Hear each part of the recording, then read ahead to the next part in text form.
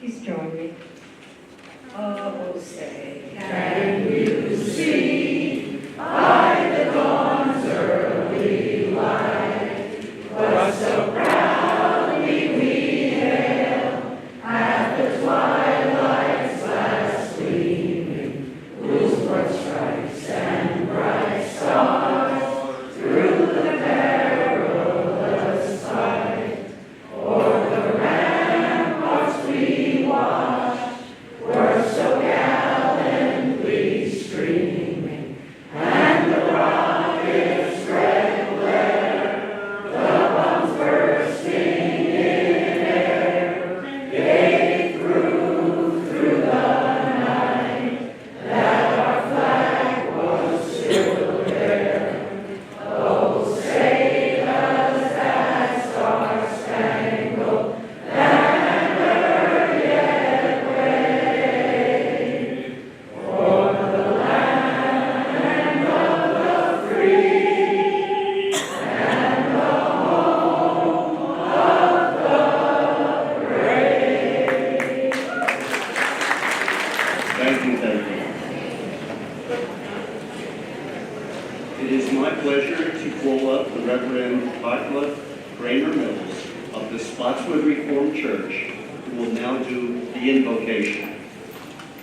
First of all, I would like to thank you all for the honor of leading this invocation today, because as a pastor, a Christian pastor with a German accent and heritage, I think this is just a huge honor, and I thank you for your trust. Let us come now before our God with a moment of prayer.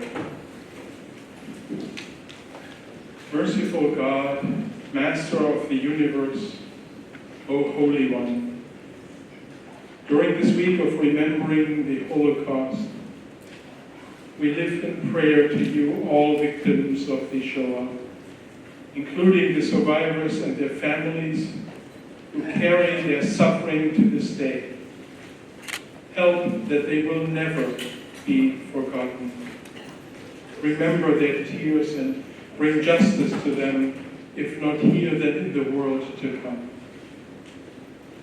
Merciful God, we have a dark inkling that we too could also be drawn into the webs of evil and sin.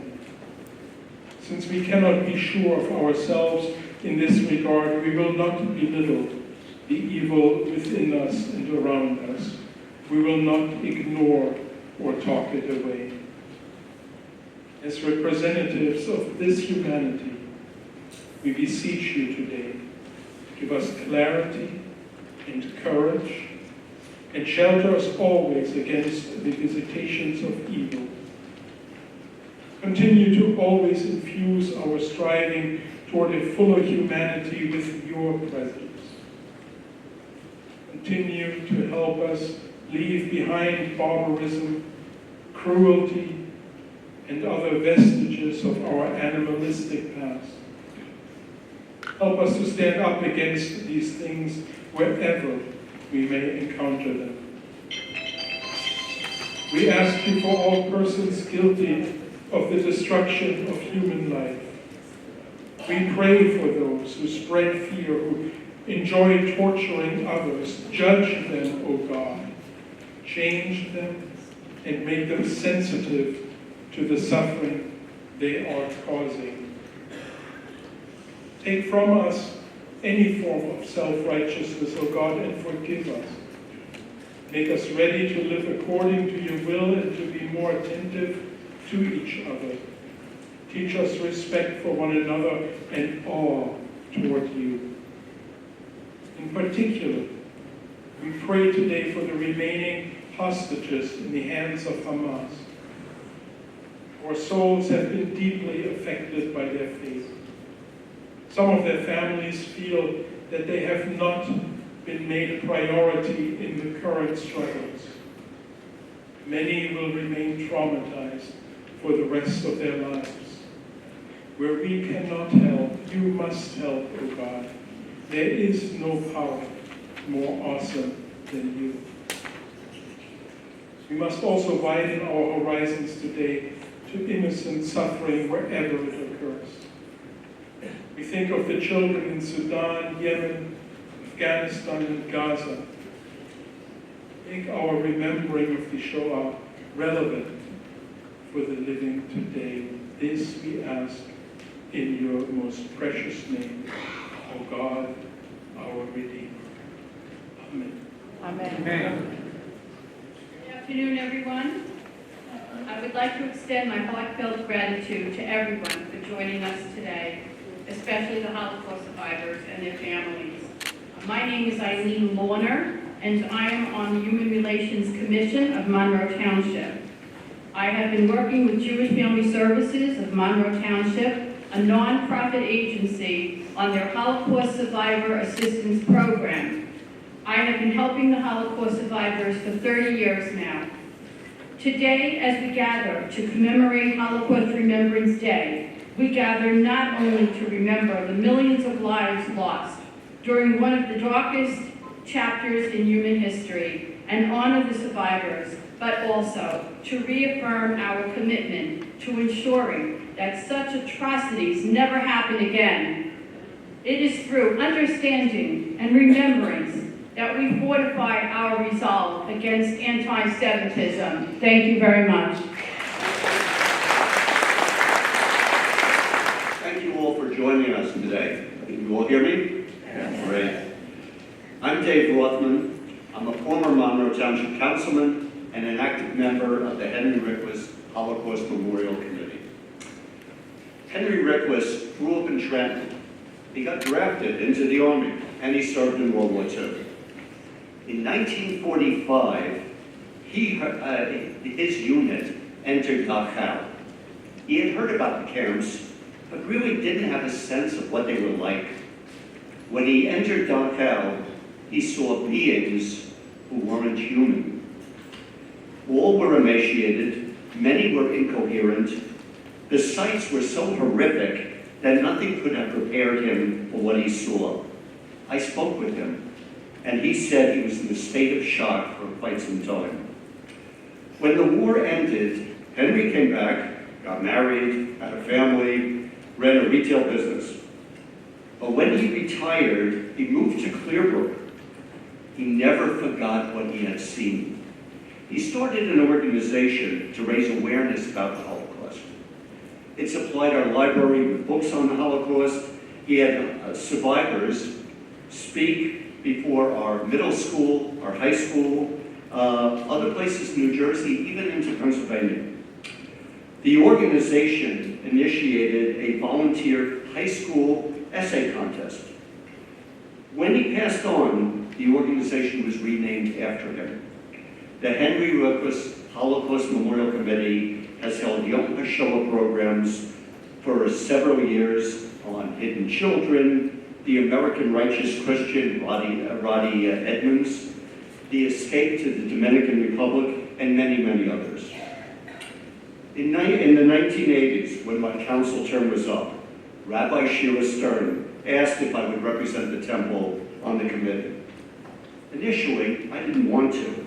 I wasn't all that aware of the history. I figured I'd go to one meeting and then just tell her, it's not for me.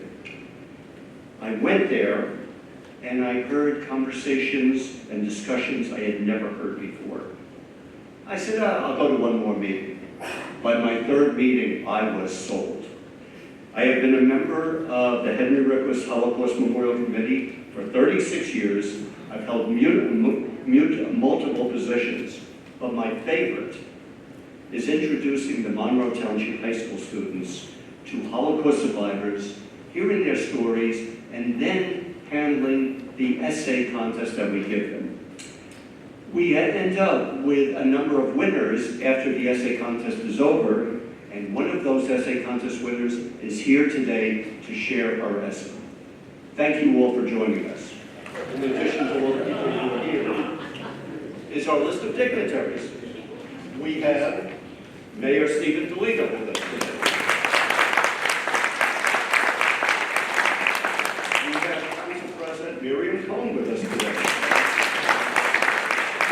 We have Councilman Mike Markle, who has been a member of committee to put this program together. hearing.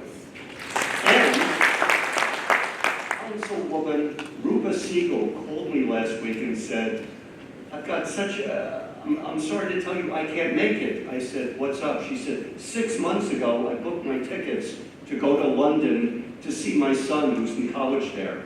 I said, you're forgiven. Thank you. But one more, and certainly not least, State Senator Linda Greenstein is here. Thank you. Dave, you're doing a great job of emceeing. I want to just thank all of the members, all of the participants. My friends, we come together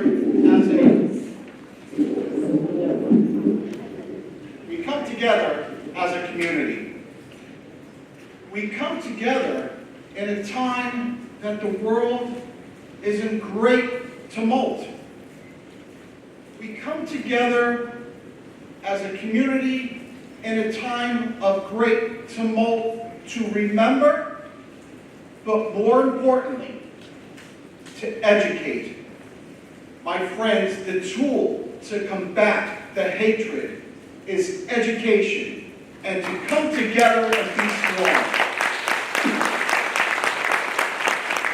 It is my honor and privilege to join you here today to read our proclamation. Let this proclamation be that note that educates and tells the world who we are, what we believe in, and who we want to be. From the Office of the Mayor, proclamation, Holocaust Days of Remembrance, April 28, 2024 through May 6, 2024.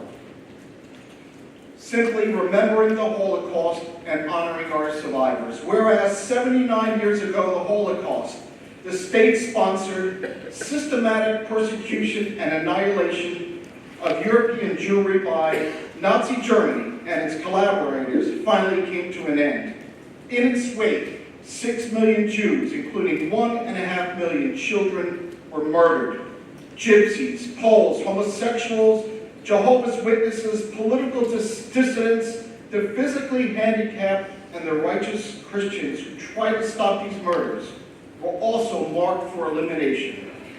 And whereas we honor all of the victims of the Holocaust, but those who perished and those who survived, and we recall the desperate efforts of the Jewish people attempting to escape the nightmare of the Holocaust, searching the globe for a place of safety.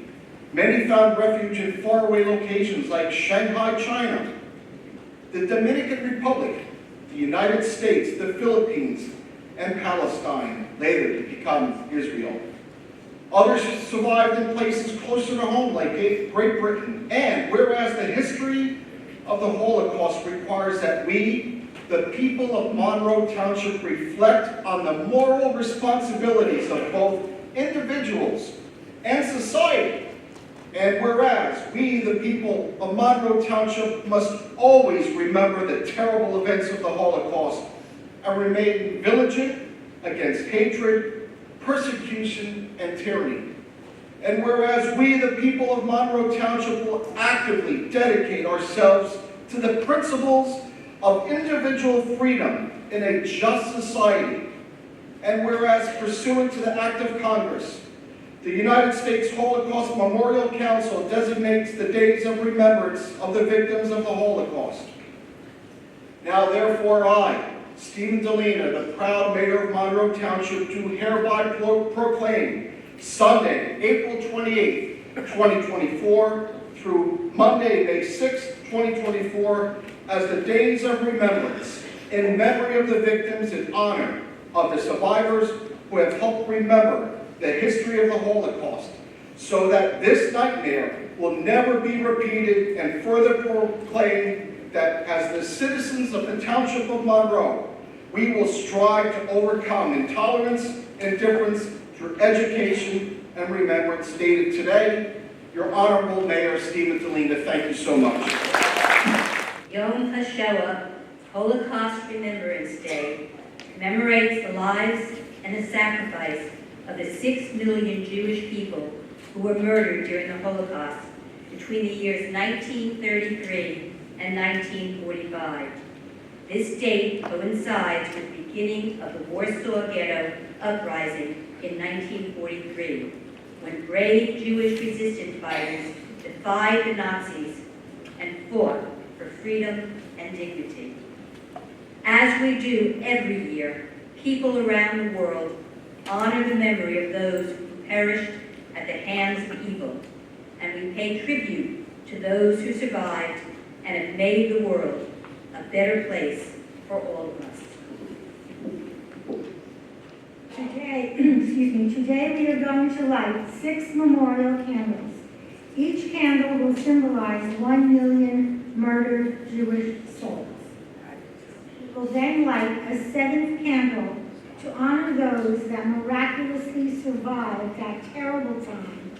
An 8th candle to honor all the 2nd, 3rd, and 4th generation survivors who carry on their parents' and grandparents' stories, and a 9th candle to honor Henry Rickless, a United States Army liberator who founded the Holocaust Memorial Committee. After each candle is lit, we would like the audience to please say the words, "We will not forget." We light the first candle. We will not forget. In memory of all those who were killed in concentration camps. We will not forget. We light the 2nd candle in memory of all those who were shot and then thrown into ditches or rivers to die. We will not forget.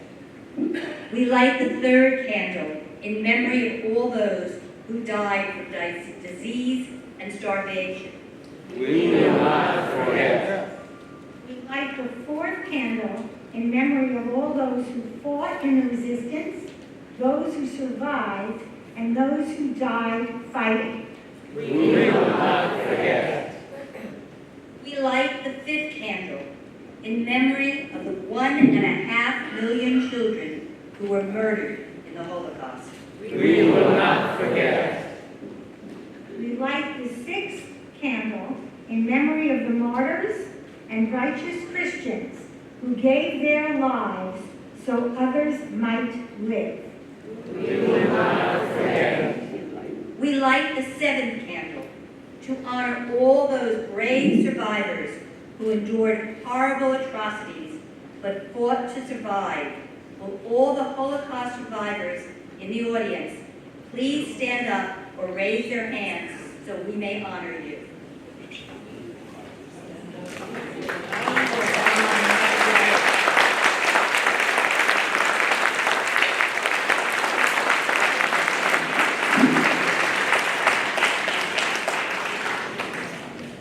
We light the 8th candle to honor all 2nd, 3rd, and 4th generation children of survivors whose task it is to ensure that their parents' and grandparents' life stories are never forgotten.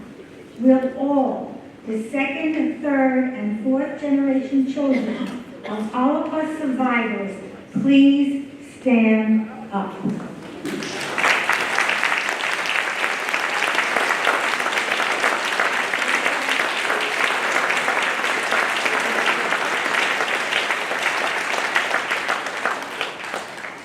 We will not forget. We light the 9th candle to honor Henry Rickless, a young American Jewish soldier who could never forget the horrors he saw when he helped liberate Dachau.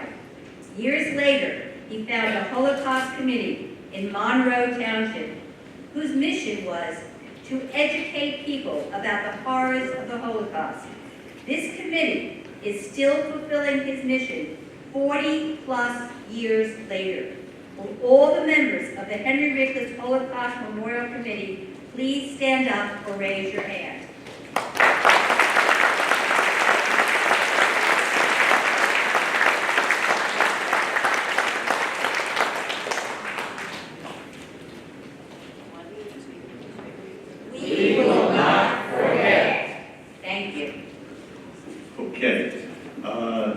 Next, I'm going to call on Rabbi Ben Levy, who will now recite a prayer.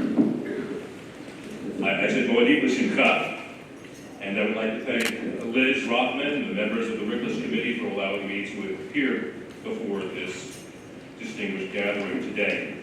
This is a prayer for peace that I composed based upon the teachings and liturgies of Rabbi Nachman of Bratslav, a Hasidic master.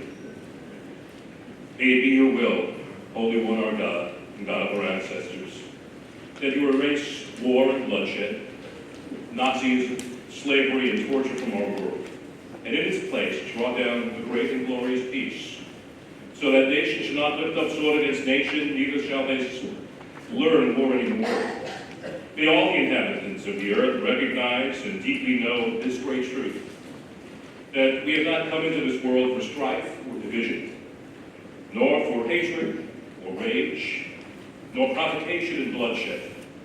We have only come here to encounter you, eternally blessed one. And so we ask your compassion upon us. Raise up by us that which is written. I shall place peace upon the earth, and you shall lie down safe and undisturbed. And I shall banish evil beasts from the earth, and the sword shall not pass through your land. But let justice come in waves like water, and righteousness flow like a river. For the earth shall be full of the knowledge of the Holy One, as the waters cover the sea. On this day of Holocaust remembrance, we hear your commandment, Zachor, remember. Zachor, remember what Amalek did to you, the unprovoked cutting down of the innocent, the pure, and the holy, the tragedies of the Shoah, the wages of hatred, the desecration of life itself. On this festival of freedom, we hear your commandment, Zachor, remember. You shall observe the Pesach and eat matzah, that you remember the day you went out from Egypt, the narrow straits, all the days of your life. The going out from Egypt reveals your paradigm for the ultimate redemption. We pray that you inspire us to become co-workers with you, to break the chains of every bondage and bias that threaten us all. May all the inhabitants of the earth recognize and deeply know this great truth. We have come here only to encounter your presence in the eyes of our neighbors, eternal blessed one.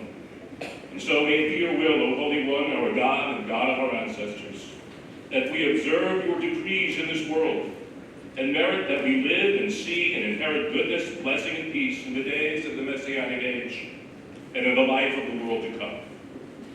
May you open our hearts through your Torah and imbue us with love and respect for you and all creation, that our souls sing with eternal thanks. Help us to live up to our legacy as a Mamlechet Kohanim, the Goy Kadosh, a kingdom of priests, and a holy people, to heal the world through the sovereignty of the Almighty. Kei Yiratzon, may this be your will and ours also, and let us say, Amen. I wrote this poem in commemoration, in honor of all the Holocaust survivors. I'm a survivor of Ravensbrück concentration. This poem is a poem of appreciation and thanks. Can you hear me? Yes. Miracle of miracles. Miracle of miracles. We survived and know full well. The sated body and no lives do not survive. In camp we thought such day to be the kindest day. Miracle of miracles. Our bread is not ration, potatoes are plenty. Potatoes and bread as good as it gets. Miracle of miracles. Be there snow, be there sleet. Sturdy shoots crowd our feet. Behold our options to roam in all directions. Miracle of miracles. We have aged lions and laugh lines, gray hair and bright smiles. What luck, what blessing life allowed to happen. Miracle of miracles. We pondered the yonder. We already did hell. Now heaven can wait. Our preference to live here and be well. Miracle of miracles. With family, friends, and community will meander into eternity. Miracle of miracles. Our life is simple, our message eternal. To make the world harmonious, eliminate hate and armaments.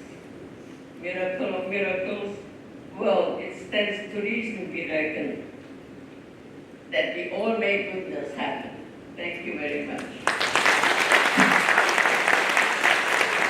I earlier mentioned about the essay contest, and what happens is we bring in a number of survivors, they share their stories, we allow the students to, and it's totally voluntary, to look over a couple of suggestions for essays, and then it's their choice to do it. When it happens, it's usually around May, they're thinking about summer and everything else. So last year, we had 100 voluntary essays that came in. We then reviewed them, and there were 5 that were incredible. To say they were outstanding is an understatement. They were incredible. We happen to have one of those essay contest winners with us today. Samantha?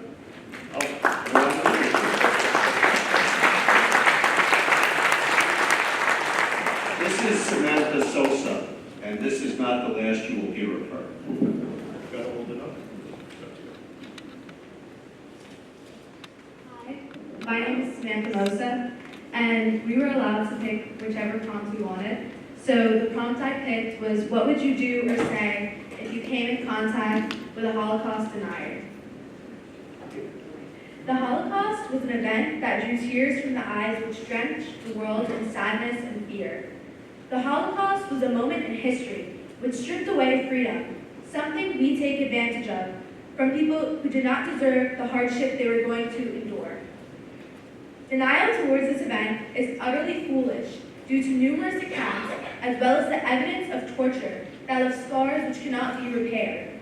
The Holocaust can be proved through real first-hand accounts, the photo evidence, and as well history. January 30th, 1933, a date which began the mass genocide of scapegoats. Doubters have stated, to one degree or another, Holocaust revisionists claim the Holocaust is an exaggeration, if not an outright hoax. Many argue that Hitler's intentions were peaceful and that the real villains of war were actually U.S. President Roosevelt and British Prime Minister Winston Churchill and the Jews. To diminish such an event proves how some deny the truth. Millions of shoes left behind, millions of pieces of jewelry taken, millions of tears fell, millions of lives lost. Hitler's intentions of mass genocide were a way to retaliate after Germany's lost World War I and to somehow fix what had been lost. Using the Jewish, homosexuals, gypsies, and more as the cause of the loss was his way of reverting the story and allowing himself to gain more power. Hitler, being stated as peaceful, drifts far from the real truth. Adolf truly cared about himself and what would gain him the largest title. Part of the statement was correct, since some villains did include Roosevelt and Churchill. Churchill and Roosevelt denied the Jewish and other non-Aryan entrance into Britain and the U.S.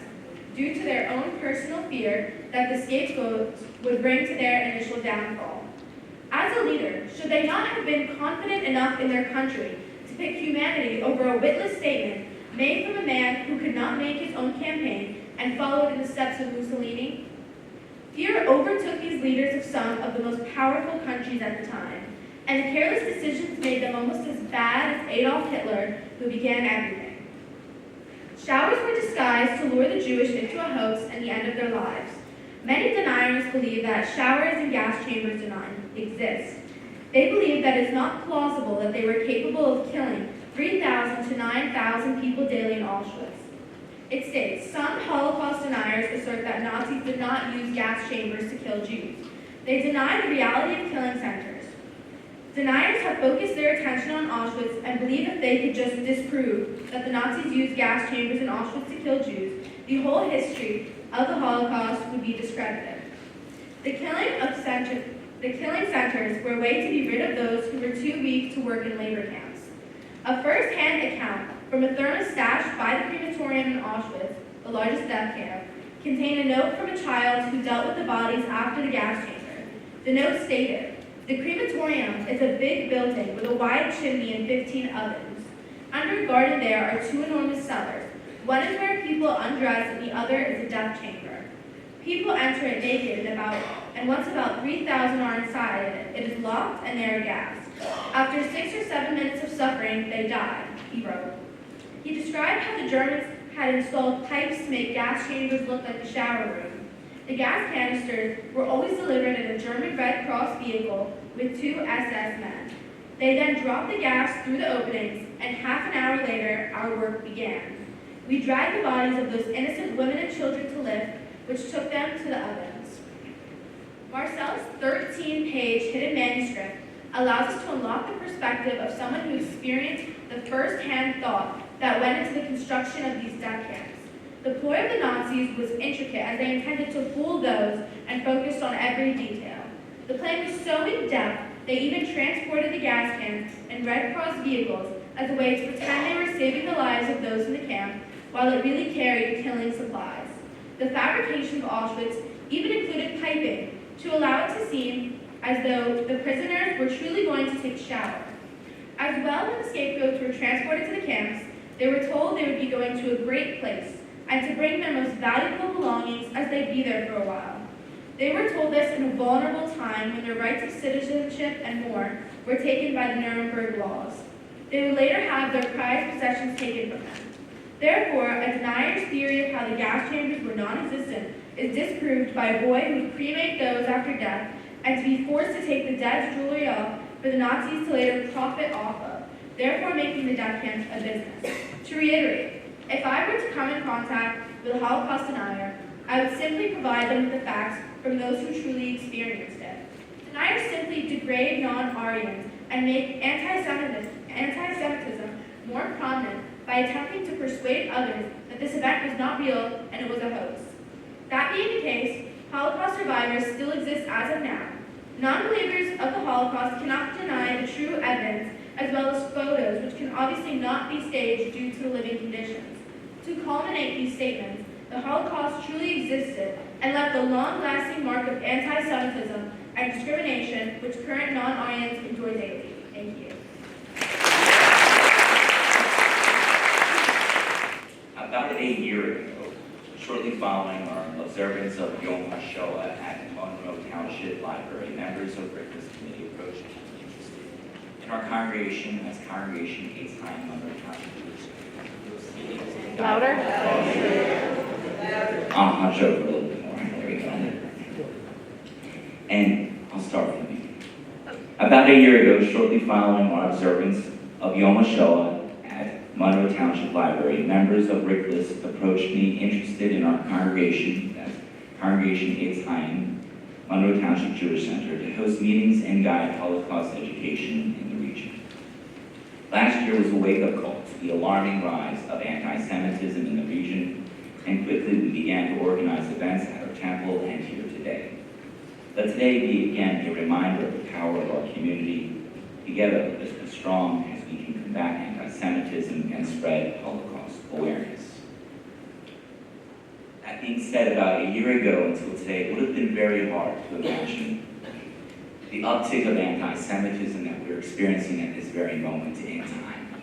About a year ago, very few of us could predict the traumatic circumstances that would happen on October 7th and afterwards. This moment, our thoughts and prayers turn in particular to members of our community in Israel, been asked to share a prayer for our hostages at this time.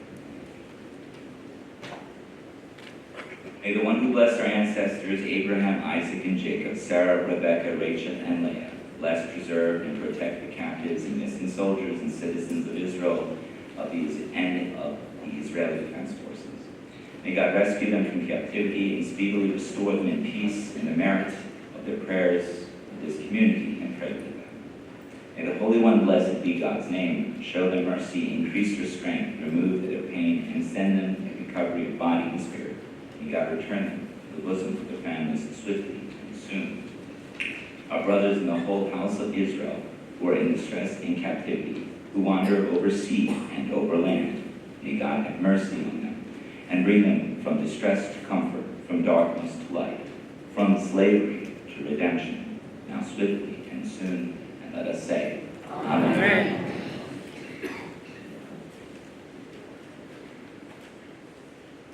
I'm going to introduce our next two speakers. Bill Schrimmer is a 100-year-old Holocaust survivor from Dresden, Germany. He witnessed Kristallnacht. His father signed away all of his assets to the German government and got papers to immigrate to America. Bill was 15 years old when he left Germany.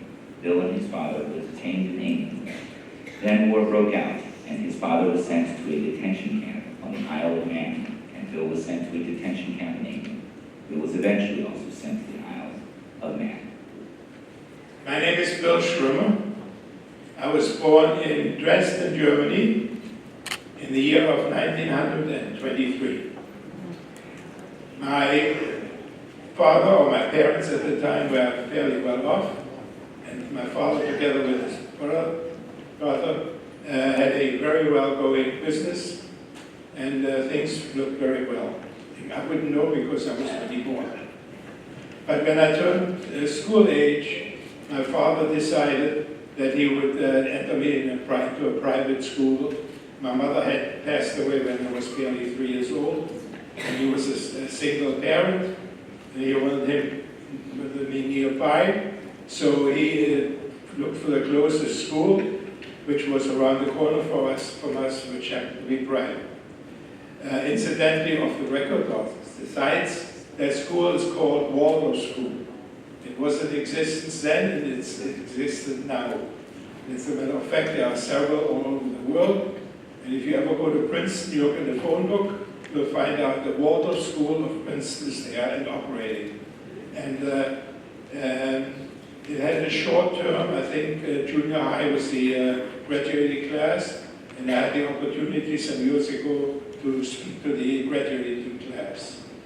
Now, getting back to my school days, I entered the school in 1930, and everything was peaceful. Nobody asked whether we were Jewish, Catholic, or whatever. We were just friends. It was co-ed, and it has its own school program, which differed from the general German education. That's why it's called a private school, and it was approved by the German school administration. However, when Hitler came to power, he didn't like the schooling method, and which comes up later, in 1941, the school was closed. But in the meantime, I entered the school, made friends, and they had no problems. That was in the early 30s, and suddenly things started to change. My friends were still friends, but we saw a few boys coming in with their Hitler youth uniforms, and they started to agitate me because I was Jewish, and my friends started to shy away from me because they were afraid of consequences. So I even had fist fights with one of them or two of them, and when the teacher came in, they believed they saw nothing, and conducted their class disregarding how the students reacted towards me. As a matter of fact, as the years went along, one of the boys would go outside, close the door, and when the teacher arrived, he would open the door, and he would say, "Stand up," and everybody said, "Heil Hitler," and the teacher would recognize him with Heil Hitler, and this is how the school system operated in those days. In the spring of 1938, I was dismissed, and by the way, I made friends with my school classmates. After the war, we met them, we had reunions, and things had changed a lot. But in the meantime, they had no idea why all of a sudden I was out of school. And my father realized that his business was not as valuable as he thought by coming to America, trying to get an affidavit so that we eventually would be able to get visas to come to the United States. He went to visit his very wealthy uncle in New York, who had passed away, but his widow and her nephew, a lawyer, they concocted all kinds of excuses that there was no money left. So my father went around and met friends from the early days in Germany, and including there was one who was willing to issue an affidavit. And that man, by the way, was not Jewish. So it was relying on a non-Jewish friend that eventually perhaps had saved us in the end of our lives. So we struggled through 1938, and in the fall, things changed. Hitler had decreed, by the way, there were a lot of Polish and other Eastern Jews who fled their countries because of pogroms and had settled down, including a fairly large population in Dresden. And Hitler had agreed that all these foreign Jews be deported back to their own country. And I remember several incidents very vividly. One of them was when I was in the Boy Scouts, in the Jewish Boy Scouts. And one day I was called to come into the railroad station. And I went up at the platform, and there was canteens and whatnot set up with food. And when I looked at the track, I saw a train, they said, and I saw, it's horrible. I saw these poor people looking out of the windows, didn't know what was happening to them, and we tried to help them with the food and that sort of thing. And it was just horrible. And as a remembrance, by the way, what happened and occurred in my hometown at the railroad station, there's a sign on the wall of the date when that incident happened, and the large Mohawk building was cut into the concrete. Which was actually the precursor to the Kristallnacht, okay? But I'm going to go and skip this because it's taking a little bit longer to describe. I happen to be interested at the Kristallnacht. As a matter of fact, during that night when the fire was extinguished, a couple of firefighters came to the synagogue. They climbed up onto the roof of the ruins, and they took off the Mohawk building. And one of the firemen went home, went up to the attic, took the Star of David and buried it in one of his cases, because he was afraid that somebody might see it. And after the war, the community had in the Jewish cemetery built a little prayer hall.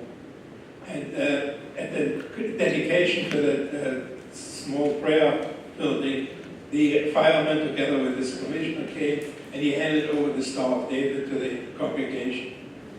And today, in the wall of the new synagogue embedded is the old Star of David that survived the burning of the synagogue.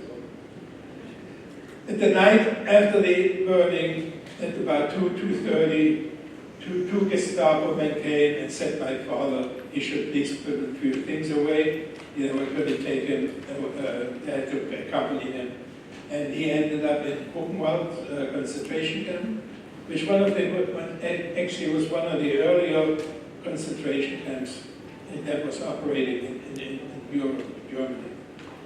Now, my father, as I said, had a very good going business, he together with his brother, and by signing over all his assets, the building, the factory, and all the other assets that he had together with his brother, signed it over to the German authorities, and this is how it was released after 2 weeks from the concentration camp. And you see, now it's time to try to get out of here. And we made all kinds of efforts. And finally, I had a stepmother. In the meantime, my father remarried when I was 10 years old. In the meantime, my stepmother's brother in Palestine gathered together 100 pounds, delivered them to the British government, and in the hope that this would survive us for two weeks when we were expecting the papers to come through to America. The visas, thank you. So I don't know how my father did it. And he never talked about it, but it did happen. We left from Dresden to Berlin, from Berlin to Hamburg, from Hamburg to Bremerhaven, and somehow we boarded the ship and ended up in Southampton. There we were greeted by a great uncle of ours who was very poor, but we stayed there hoping that the 2 weeks would be up and we would get the visas to immigrate. Well, the 2 weeks turned into 8 years. It took from 1939 to 1947 before we were allowed by the American government to enter the States. So obviously we lived through the war in England. My father was interned by the British government in February of 1940. I was interned by the British government being all of 15, 16 years old because they thought I was a spy. So they put me away into a camp south of Liverpool, into tents.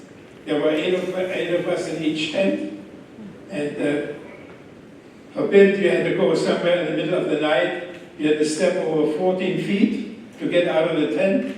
And when you stepped out, the searchlight would hit you face on, and somebody would yell, who goes there? And then I had to tell them where I was going. And then I went to the latrine. I don't want to talk about the situation there. And we lived on buns and porridge. That's what we lived on. Finally, my mother, who tried the Indian ministry, tried to get me to join my father on the Isle of Man. That's why he was interned. So about 2 months, August or so of 1940, I was transferred from Liverpool to the Isle of Man. It was like coming out of a camp into a holiday because the Isle of Man was originally a tourist attraction, and it has fabulous hotels along the boardwalks. And the life, no idea how it changed me. And my father, of course, we were happy to be together. Now, in 2 months later, in November, I was finally released, and I was allowed to go home. So we did the boat over to Liverpool. We boarded the train. We couldn't even get into the station because it was dark and we saw all kinds of lights in the sky. And we were told there's an air raid in progress, and the train can't enter the station. Finally, we got into it, and I lived the life of under shelter, trying to dodge the bombs, but somehow you got used to it. I thought it was a way of life. Finally, I was released, and then we lived through the years in London, and for 1947, finally, we were allowed to immigrate to the United States. When I got here to America, I was walking the streets there. By the way, we came here in July 1947. If anybody wants to look up the record, it was one of the hottest years, or hottest Julys in the United States. But I was desperate. I wanted to go back to England, but it didn't happen. So finally, I got some work, and we talk about the light at the end of a tunnel. Well, I was very close to it, and I got there. I had a girlfriend who had a girlfriend, and she asked me if I would like to meet this girl. And I said, why not? So my girlfriend became my girlfriend. So her girlfriend became my girlfriend, and we celebrated, after that, our 72nd wedding anniversary.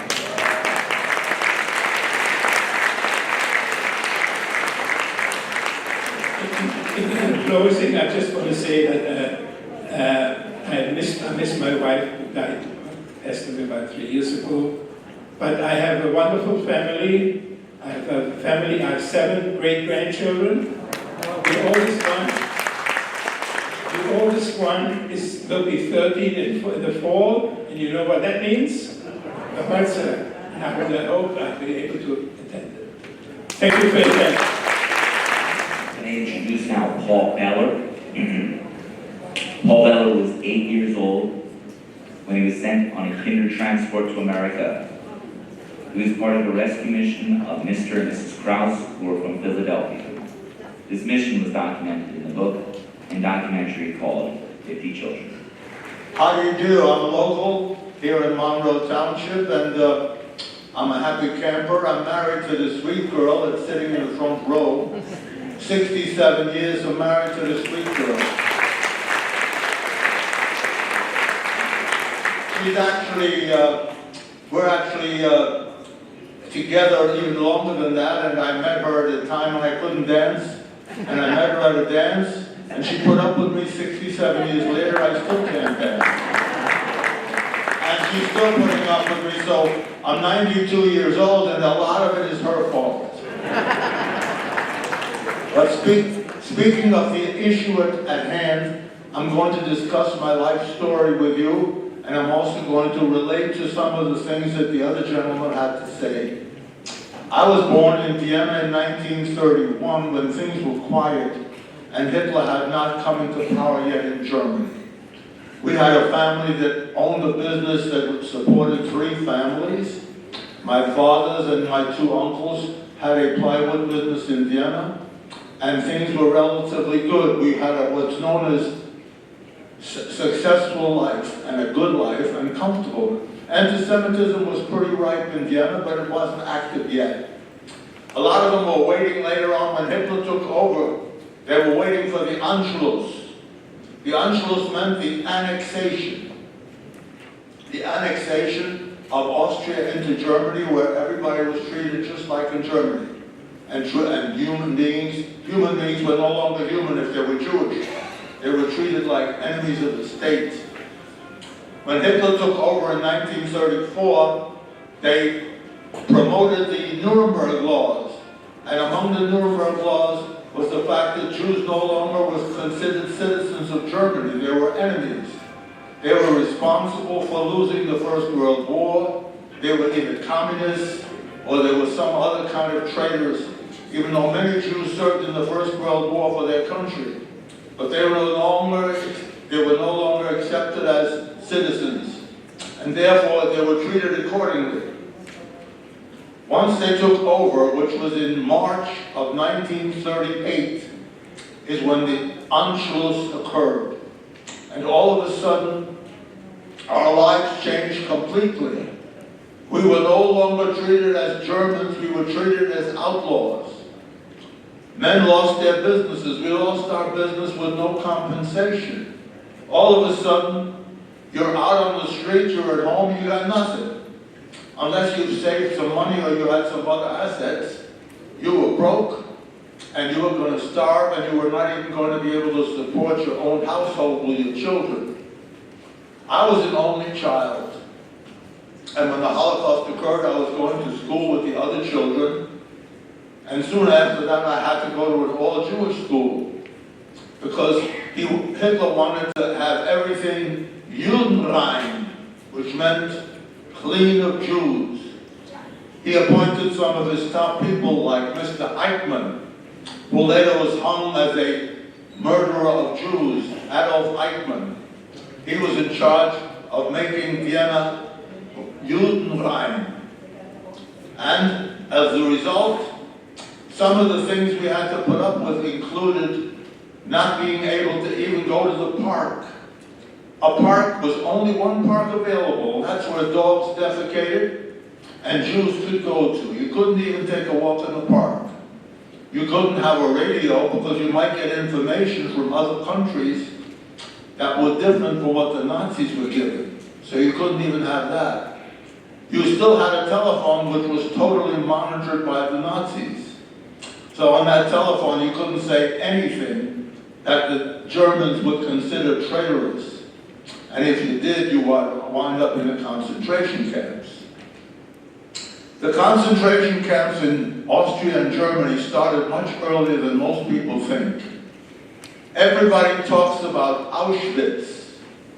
In front of Auschwitz is a sign that says, Arbeit macht frei, which means work makes you free. Instead, going in there meant you going into the gas chamber and the oven. That's how free you were in Auschwitz. And as a result, some Jews were arrested immediately and sent to the camps. And what came back was a box of ashes for the widow. And she had to pay for the ashes. because no Jew was going to be given anything free. Even the husband's ashes were going to be charged. That was the kind of life we were leading. And as a result, we were trying in every way possible to get out. Everybody wanted to get out, but nobody would let us in. Other countries were turning us down with different propagandas about Jews being criminals and businessmen and can't trust them, and they killed Christ, and all kinds of insane comments which the people wanted to believe. The United States was going through a depression in the 1930s. And when people wanted to talk about letting more people come in from Germany, people said, why should we? They're going to take away our jobs. Many of us are not even working, we're on soup lines. How are we going to let those Jews in? They're no darn good anyway. Why should we let them in? We had quotas for every group of countries, how many Jews could be let in on the quotas. And the Austrian quota was already all filled for 3 years into the future. How in God's name was a Jew going to get out under those circumstances? There was a family in Philadelphia, a Mr. and Mrs. Krause, who wanted to save at least some Jewish children.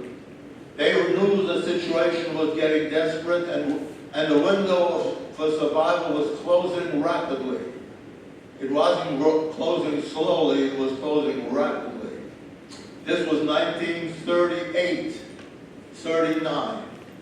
Now, in 39, at the beginning of 39, they said, we're going to try to get 50 visas so we could save 50 children. 50 children meant 25 boys and 25 girls. Even if the parents could not survive, at least maybe we could save 50 children.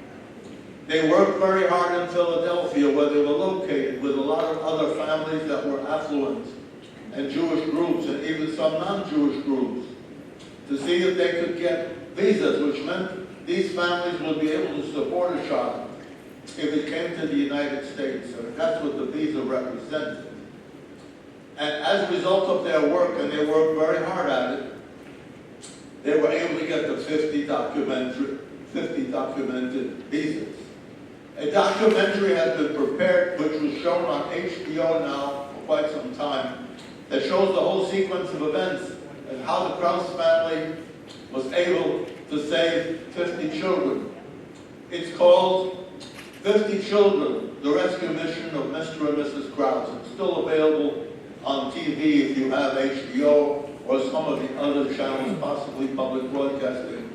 It's about a 1-hour documentary that describes the individual children and their ways and their manners of getting out finally without it becoming a heartbreaking story. And I'm going to tell you that story now. What happened was, my mother took me to a gathering in a Jewish office where children were being interviewed. And there were 300 families that sent their children. 300 families with only 50 openings. You can see what the odds are of being successful. I happen to be one of the ones that was successful. I had mazel. Mit mazel, as they say in Yiddish, because without mazel, I never would have met my wife either, who's the sweet girl. I married her for 67 years. That's also mit mazel. But in this particular case, they arrived and they interviewed all these children, and they had a doctor with them who gave them physicals and mental. Now, the biggest problem was not so much physical, but it was mental. If a child knew they might never see their parents again, they might not want to go. But if a child like myself didn't know it, my mother told me, Pauli, how would you like to visit your relatives in the Bronx, in New York? We had a few relatives there. We're not well off, and they were not particularly affluent, but they were there. They were also originally Polish refugees from the 1920s on my father's side.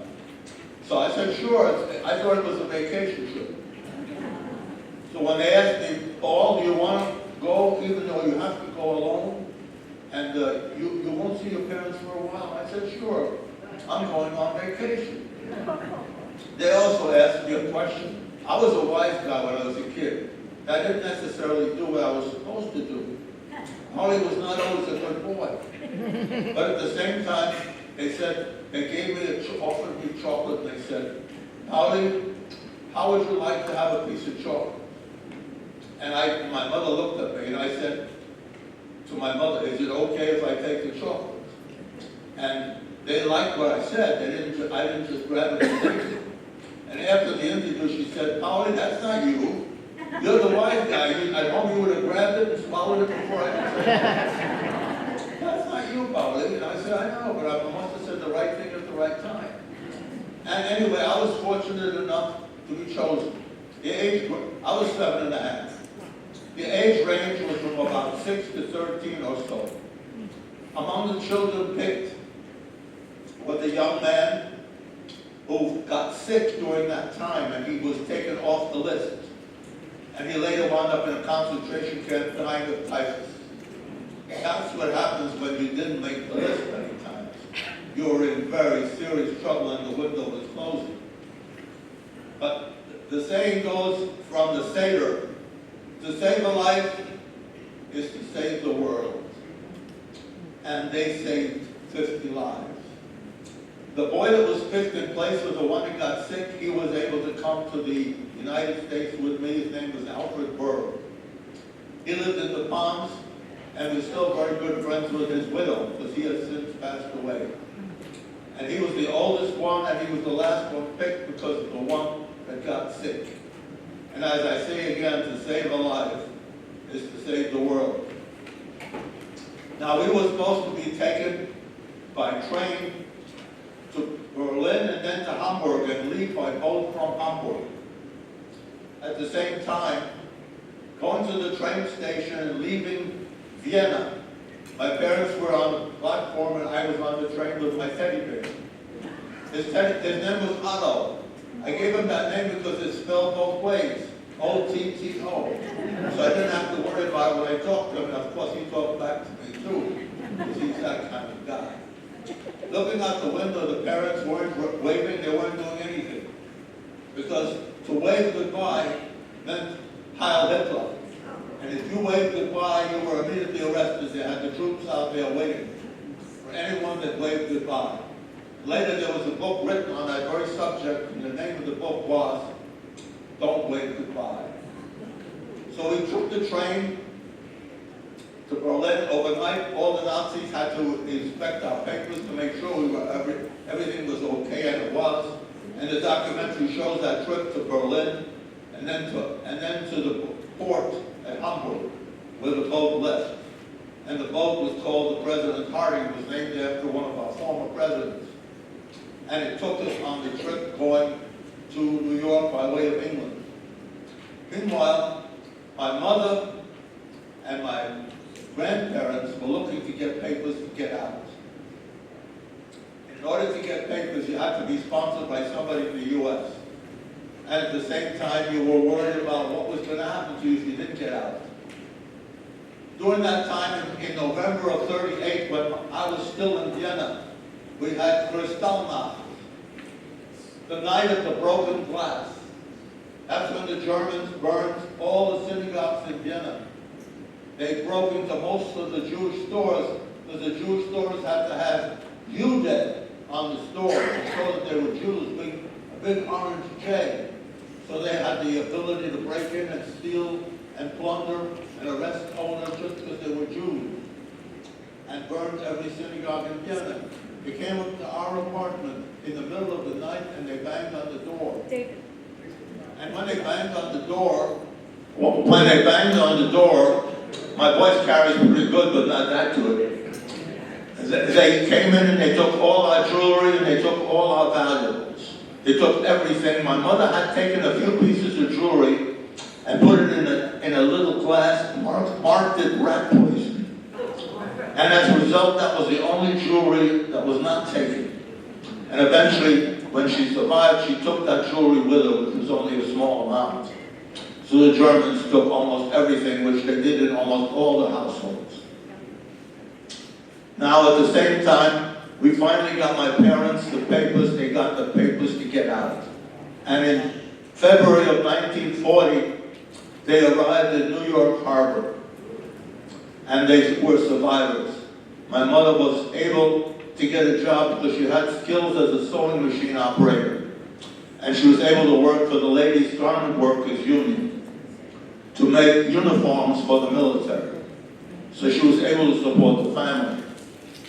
My father wasn't so lucky because he was not an Austrian citizen, and they considered him Staatslos, which meant stateless. If you were stateless, you were a candidate for the death camps. You didn't have a chance of surviving. You weren't even a good Austrian citizen. You were an outsider. And the Germans loved it. A good chance to send him to the death camps. My father went to the hospital to have his appendix out, even though he didn't need it, because he needed to get away from the Nazis. They came to the hospital, and where is Mr. Bella? Oh, he's having surgery. Oh, very good. As soon as he's recovered, we'll take good care of him, which meant they'll send him to the death camps. They weren't fooling around. As soon as he recovered from the surgery, he went into hiding. He wound up in a warehouse in Slovakia, which was a small country as part of Czechoslovakia. They were living on the floor in a warehouse with no food and no clothes, no nothing, just people trying to escape with their lives. My mother sent him some clothes and some food in order to keep him alive. Then they took a boat, an old Greek freighter that was supposed to take them to Palestine. Palestine was under the British, and it was not an independent country, it was part of the British Empire. On that boat, they ran out of food and they ran out of fuel. My father was in the kitchen washing dishes, but in order to grab the little food he could, I can't even describe what the food was, because it was so terrible. And they burned the furniture in order to substitute for coal, because they didn't have any coal left. When that boat finally got to the harbor in Palestine, the Arabs said, "We don't want any Jews here." So the British were afraid to keep them there, and they put them on an island in the Indian Ocean called Mauritius. In German, it's Mauritius. Nowadays, it's a tourist island and it's clean. In those days, it was malaria-filled. And as a result, my father had malaria 23 times. But he was a survivor. He eventually had to stay in that particular place throughout the whole war. He was not treated like a prisoner, he was just treated like an intern. He had to stay there, he made the best of it. He was not a complainer, he was happy, at least he had a life. And he had a place where at least he was safe. Because the Indian Ocean was filled with Japanese submarines and you couldn't go from there anywhere else until the war was over. When the war was finally over, then he was able to come to the United States by way of Palestine. I haven't seen him for 7 years. I didn't see him from 1939 until 1946. And he arrived on a freighter in Baltimore Harbor. And that was when we finally were reunited as a family. Now, talking about Mr. Paul Beller again, he was on the boat going to New York. And this was in May of 1939, before the war broke out. I'll tell you about a few things that happened on the boat that shows how the German language can fool you. All the children were given meals on the boat. I sat down, and the first thing I saw in front of me, they said, "Paul, how would you like to have a hot dog?" In German, that would mean a live dog that was heated and served. And I said, "Are things really as bad as they are in Germany? Is that what you're serving me, a hot dog?" They said, "No, it's a Frankfurter." And in German, that means a hot dog. And in English, it means the same thing. So I knew I wasn't eating a live dog. The second time I had, there was something sitting in front of me that was red, and it was moving in the jar. And I was afraid it was going to attack me. They said, "No, Paul, it's just Jell-O." Jello. Don't worry about it. And it didn't attack me. And the last one has to do with ice cream. One day they had a jar in front of me with lots of nice looking ice cream with nuts and fruits and cream on top. It looked fabulous. I said, "Oh, have an ice cream sundae." And I said, "How am I going to do that? It's Tuesday. By the time I get it, it'll be completely melted down." He said, "No, we'll just call it that, but it's a nice ice cream for you." And I was happy to get it. When the boat arrived in New York Harbor, which was on June the 3rd, 1939, we were taken to a summer camp. The organization that sponsored us, Blis Shalom, they had a summer camp in Pennsylvania, Collegeville, Pennsylvania, where the children were going to be staying for the summer, since this was a summer period. There were also others at the summer camp as well. And we were lucky ones to be given a nice summer to learn the English language, to be given freedom of speech, freedom of religion, treated like human beings, not like some kind of traitors. And I learned how to swim, I learned how to fall off a bike, and all kinds of other things that were pretty good. And I also learned how to be free, and not to have to worry about being a Jew. At that time, families came out to visit the children. These families were going to take the child with them at the end of the summer and either adopt the child if necessary or take care of the child till the parents arrived in the U.S. And a family came out, a Mr. and Mrs. Amram. They had a farm in Feasterville, Pennsylvania, which was pretty much a suburb of Philadelphia. He was a lawyer and he was also owning a farm, which was part of his income. And we liked each other. They interviewed me. They said, "Paul, how would you like to live with us for a while?" And I said, "Sure." Sounded good. So at the end of the summer, they took me to their home in Feasterville, Pennsylvania, which was a real nice location. I had two children there. They had a boy, a son, and a daughter, and they were my age and they were friendly. They had dogs, and I loved dogs as soon as I saw them. And also I learned how to do things on a farm. I was a city boy. I learned how to grow crops and stuff like that. And I also learned how to ice skate a little bit and falling off the ice skates, of course. And learning how to fall off a bike.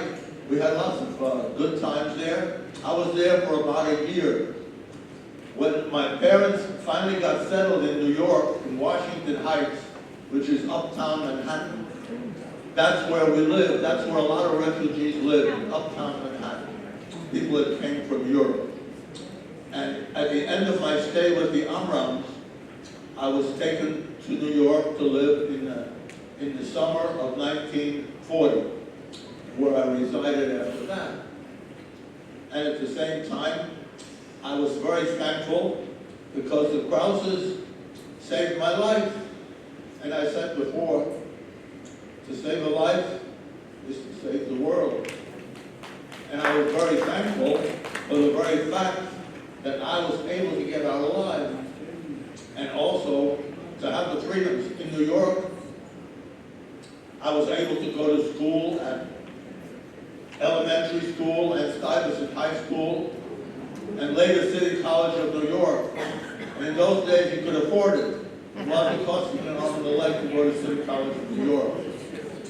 At the same time, while I was growing up in New York, I had a lot of friends in the neighborhood in Washington Heights, 7 of us. We were all talking about, we were the Krauts. We were the guys who escaped from Europe and survived. So we called ourselves the Krauts.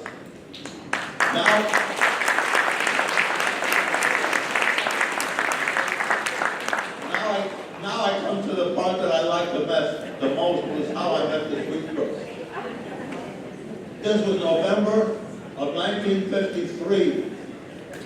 We wanted to have a New Year's Eve party at the end of the year. This was November.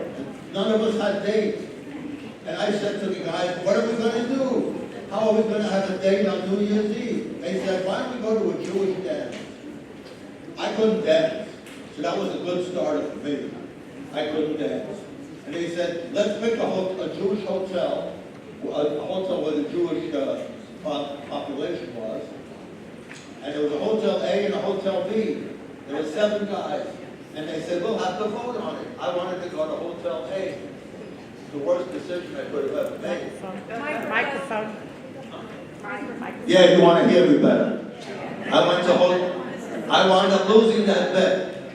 We voted and I lost 4-3. And we went to Hotel B. And in Hotel B there was dancing going on, and as usual, I couldn't dance. And then I saw a lady in a blue dress with a crinoline, and I asked her to dance. I figured I'm probably going to kill this by stepping on her feet and everything else. But instead, it worked out just as fine. She took me and we danced together as best I could. And 67 years later,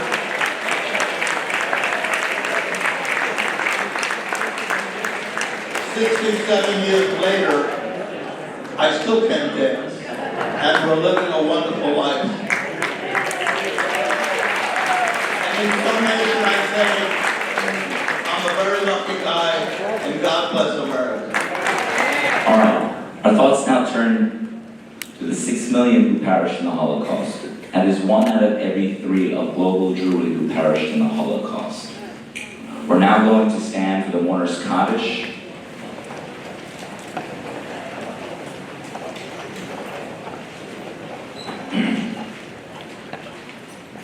Yistada, Yisada, Shemei Rabba, Be'alma, Dirach, Yirutzei, Be'amlev Malchutei, Be'chayechon, U'yomechon, U'chayei Dechol Beit Yisrael, Ba'agala, Bizman, Kariv, V'imru, Amen, Yehei Shmei Rabba Mevorach, L'olam, Olamei Almaya, Yisbarach, V'yistabach, V'yisba'ar, V'yisraman, V'yisnasei, V'yishadar, V'yishaler, V'yishalal, Shemei D'Kudashah, Berechu, La'ela Minkol Yerchasa V'shirasa Tushvachasa V'nechemasa Gamiran Bi'alma Bi'imru Amen Yeshlama Rabba Min Shemaya V'chaim Aleinu V'al Kol Yisrael Bi'imru Amen Oseh Shalom B'imromav Hu Ya'aseh Shalom Aleinu V'al Kol Yisrael Bi'imru Amen. And their memories always remain within us, and let us say Amen. Good afternoon. I am Elizabeth Rothman, chairperson of the Henry Rickless Holocaust Memorial Committee. Since the October 7th attack on Israel by Hamas and subsequent fighting in Gaza, there has been an unprecedented increase in anti-Semitism in the United States. These incidents include harassment, vandalism, and assault. Hate incidents are increasingly becoming a part of life for Jews throughout the United States. The ADL reports that anti-Semitic incidents in our own state of New Jersey have risen over 400% since October 7th. 803 anti-Semitic hate incidents were reported here in New Jersey in 2023. That is the highest number that the ADL has ever recorded for our state. New Jersey, with 9 million residents, has the 3rd largest number of anti-Semitic incidents reported in the USA, with only New York with 20 million and California with 39 million residents reporting more. On a per capita basis, New Jersey leads the nation. Among New Jersey counties, Middlesex has reported the 4th largest number of anti-Semitic incidents, right behind Ocean, Bergen, and Monmouth. Among individual towns in New Jersey, the most reports came from New Brunswick, home to Rutgers University main campus. Anti-Semitic hate crimes have affected our schools, our college campuses, our municipalities, our social media, and our houses of worship. In 2023, there were 213 anti-Semitic incidents at public K-12 schools involving swastikas, with an outburst of incidents on Hitler's birthday. There have even been incidents right here in Monroe Township. An anti-Semitic billboard was recently placed on Route 9 in Howell. ADL has called on governors across the United States to create their own state-level version of a national strategy to fight anti-Semitism. New Jersey State Assemblyman Gary Scheer has proposed 3 bills aimed at fighting anti-Semitism. I urge you to go online and find out more about these bills, and then write to your state legislators and congressional representatives and ask them to please support the fight against anti-Semitism. To quote Jonathan Greenblatt, the CEO of the LDL, and I quote, "American Jews must not give in to fear, even while we fight the scourge of anti-Semitism. We should be proud of our Jewish identities and confident in our place in American society." The Henry Rickless Holocaust Committee needs your support to continue our mission of educating students and others about the Holocaust, as well as fighting for the Never Again is Now movement. We'd appreciate any help you can give us. You were given donation envelopes when you entered the building. You can put your donation in the box located by the entrance to this room, or you can mail it to the address on the envelope. Checks should be made out to the Henry Rickless Holocaust Memorial Committee. We have now come to the close of today's presentation. The Rickless Committee and the Monroe Township Human Relations Council would like to thank the following people who have helped make this program possible. First, Eileen Viennas, Executive Assistant to Mayor DeLina, for her invaluable assistance. Next, we would like also to thank Council members Mike Markell and Miriam Cohn, Human Relations Council Liaison Eileen Warner, and Cultural Affairs Chair Ellen Hansen Schwartz. A special thank you to Jerry Sperling for the music and Amy Antelis for the moving slideshow that you saw when you first entered this room. Somebody asked me if not every survivor was on the slideshow. If anybody has pictures for me, we will add them and we'd like to show that slideshow every single year.